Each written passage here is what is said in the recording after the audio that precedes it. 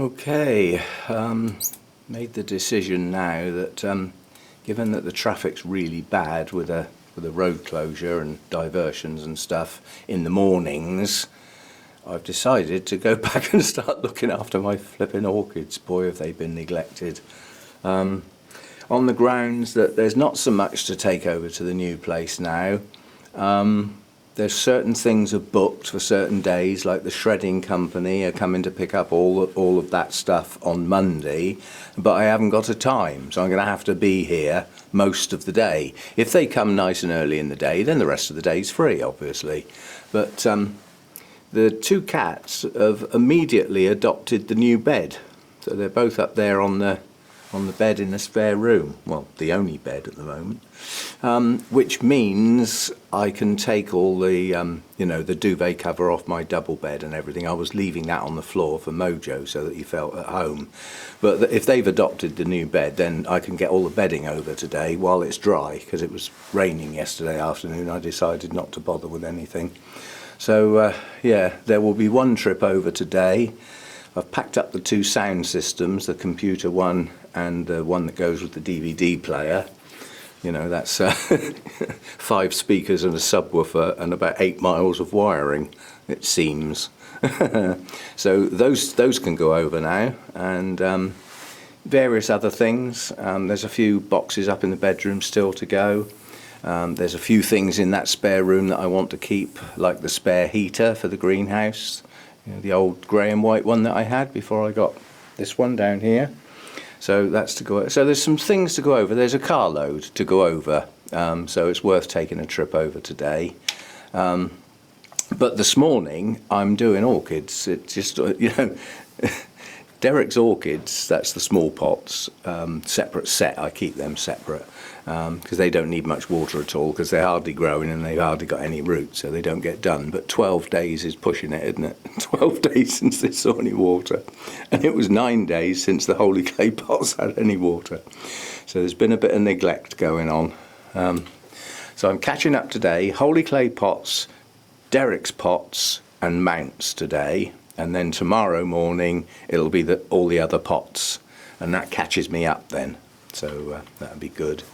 And I'm thinking now that the orchids might go over there before I move in, rather than waiting. Not sure yet. Not sure. They're fine here. All the setup's here. You know, the disruption is the actual move itself and being in a new place.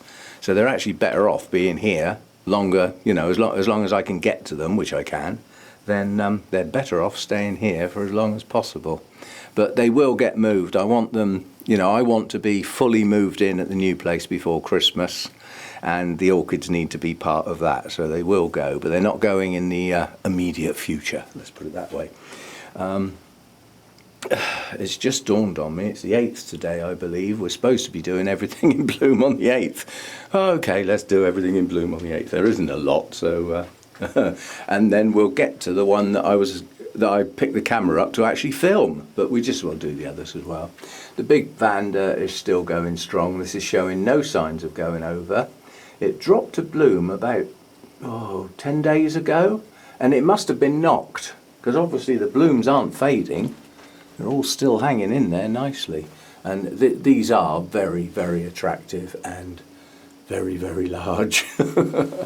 Love this Vanda. It's gorgeous blooms, lovely colour, lovely patterning, got a lot going for it, and the size is just impressive.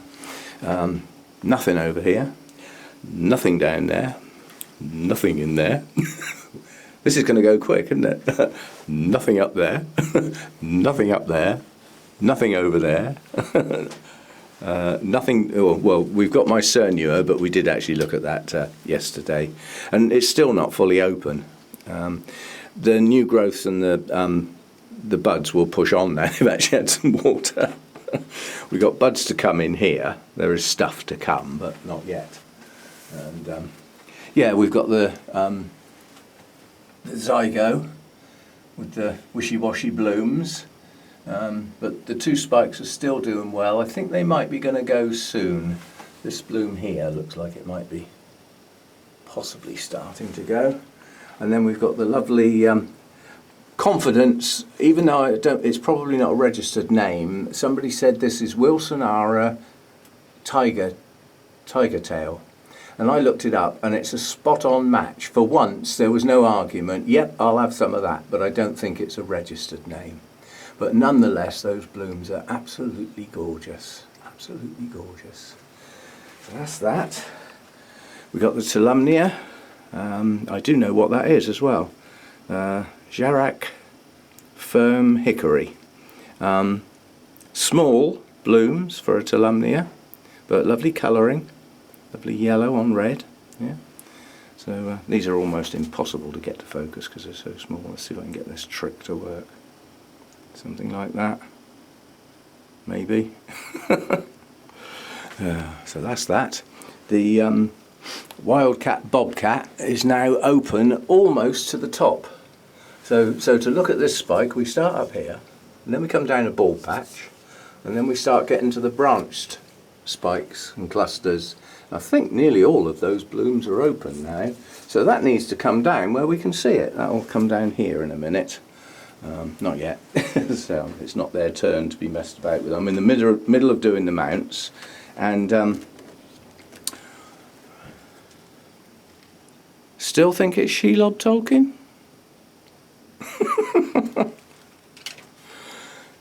I'm not going with that. The Masdevallia is going over now, so we won't count that. And believe it or not, still hanging in there is the little Orangus. Its blooms are still there. That's got to be 6 weeks now. Got to be. But yeah, they're very pretty little blooms. Again, very difficult to focus with holding them in my hand. If I can get them to stay still. And click on the focus we can get in. There we go. But yeah, I've really become fond of that little plant. It's not like a normal Orangus plant because the leaves don't. Most Orangus have got leaves that look a little bit like Phalaenopsis. They're a bit leathery, you know, that sort of thing, or they're patterned or spotted, whereas this looks more like they look more like Oncidium leaves to me. But it's a lovely little plant, and it's growing nicely, and a nice bloom, and we now know that they last a long time. And then the reason I got the camera out is Bella is back with another bloom. So the trouble is with Draculas, you've got to get underneath them, and I'm not sure I can get underneath. And sorry, you'll have to put up with the wobbling. I'm trying to position myself so that I can be stable and upside down. And now it's going to be silhouetted against the roof, isn't it? Put my hand behind it, that might work. Oh, I can't do it.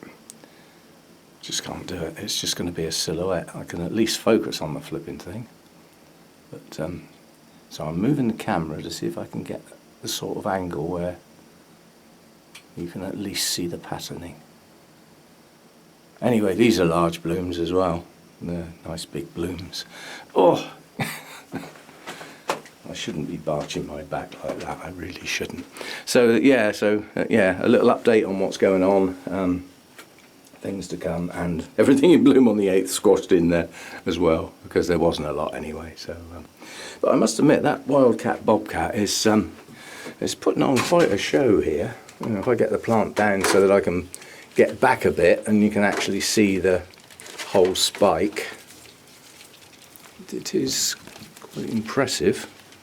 Gets tangled in absolutely everything where it's at all. I doubt if I can even get back far enough to get it all in. There we go. Really tall spike. It was strange because it was growing at a reasonable pace and pushing out branches, and then it just suddenly shot up and left a gap. Not sure whether these should have been branches or not, and they didn't form. So that's possible. Or even single buds like this one. But you know, whatever was supposed to come out of those two joints didn't. So, but again, these are attractive. These warrant a closer look, which we never do because it's normally too far to stretch. A lovely touch of gold on the edge of the petals and sepals. Lovely. And they're waxy. They've got that sheen to them. So nice blooms, and it did manage to open virtually to the top before the bottom ones started to drop, which was what I was expecting. So there we go. When I go over today, I'll whiz round with the camera because the furniture's, it's not all in place perfectly, but it's all in the room it's supposed to go in. Well, the majority of it is. Some things had to just go out of the way to leave the hall free for getting the furniture through. And yeah, so we'll have a quick look round, but I've got to go over, one of the reasons is we loaded up all the spare pots and orchid paraphernalia into those crates and took them. Of course, we just put them in the shed. Well, I need the crates back here. They're for the orchids to go. So at some point, they've all got to be unloaded in the shed.